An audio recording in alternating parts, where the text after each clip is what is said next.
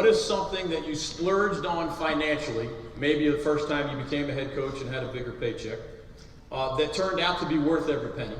And part two is, what is something that may not have hardly any price tag at all, but is at your home or in your office and you consider it priceless? And as you guys consider that two-part question, one quick note to the ECU bidders. I just realized that the helmets are different. So we're going to have a steel cage match after this event between you two guys. Whoever wins the steel cage wrestling event gets to put, this would be called what, the matte look? Matte black. Matte black. And you got the shiny Chrome purple. Thank you. Yep. So you guys can wrestle that, or we can flip a coin. I just wanted to give you guys a couple extra moments to think about your answer as I try to avoid post-event controversy. Go ahead, Coach Houston. Well, it's as coaches, our profession has you move around a lot, and my wife and I, when we started this journey, we said we got to make sure that we have a home base one day to retire to, and so anybody that knows me knows my affinity for Charleston, South Carolina, and so when I got my first opportunity, we bought a little place down in just outside of Charleston, and we've been able to kind of buy and sell and turn that into hopefully a permanent residence one day when we're done with this. So that's probably the biggest thing we splurged on since becoming a head coach. But the thing that doesn't have a value on it, is I've got a photo of my late father in my office, and he was the one that taught me how to throw a football and taught me how to shoot a basketball, and he was probably my biggest fan, and he passed away the Tuesday after my first game as the head coach at East Carolina. And the one thing that I always carry with me though is he was really excited about me taking this job and thought it was a good fit for myself and my family. So that photo means a lot to me. I would like to share with the other four coaches that pouring your soul out and talking about your late father and your wonderful beach place puts a lot of pressure on the next four of you to come up with something really, really deep. We're sharing today. We're in touch with our inner selves. Coach Oliver, you're up. I'm going to talk to my AD about the beach house. I ain't got that type of It was small. About the Perkins. Splurging. As an assistant coach, I was like a Myrtle Beach guy. Head coach guy, I'm going to Jamaica now. So you see the clear water now.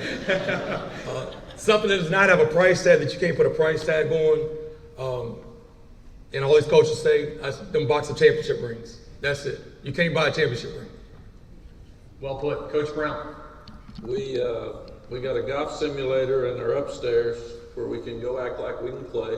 And we have a 13-year-old grandson who's really into golf, and he was here the last week, and he played about 3 hours on that little simulator, and to watch him sit up there and hit was a lot of fun. So I enjoyed that. The thing that's priceless, my grandfather was the joy of my life. He was the winningest high school football coach in Middle Tennessee history. The stadium's named after him, and he always kept a pocket watch. And I've got it sitting on my desk where I can see it every day. That's great. Thanks for sharing this stuff, guys. Go ahead, Coach Diaz. Yeah, being a head football coach has allowed me currently now to have one of my sons to pay the tuition at Vanderbilt, and the other one, our youngest son, just got into Duke.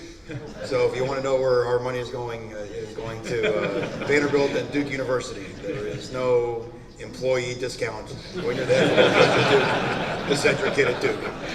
They did not tell me that in the interview process, too, in case you're wondering. So, what is priceless? There are two funny things in my office. One, there is an old school AM/FM radio in the shape of Homer Simpson's head, which reminds us that we can take our profession very seriously, but we should not take ourselves seriously at all. The second thing is there is a whistle that when I first made a move to get into coaching, I had to get a part-time job at the Tallahassee Parks and Rec Department being a summer camp counselor. And with that, they handed me a whistle. And I still have that whistle, and that whistle has tweeted at Seminoles, at Wolfpacks, at Longhorns with Coach Brown, Bulldogs in Starkville, Bulldogs at Ruston, Louisiana, Miami Hurricanes, and now Blue Devils stop and go based on that whistle. So it's been a neat thing to have all these years. Good stuff. Splurge item. Pontoon boat, I guess would be that. And it's coming up on 400 hours, so I've had it. Been here almost 12 years, got it in year 2.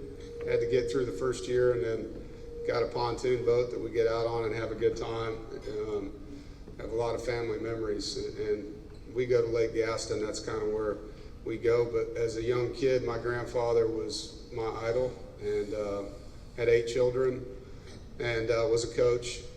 Also was a Big 6, Big 8 basketball referee, and my wedding ring was my grandfather's wedding ring, and so I do have a picture of Tom Glennon in my office, and I carry that daily with me. It's an honor to wear that ring and to look at his picture. He was a great man. That's great stuff. Thanks to all 5 of you guys for those stories. I mean, you can ask a question, but they just turned what I hope was a good question into great answers, so we appreciate that.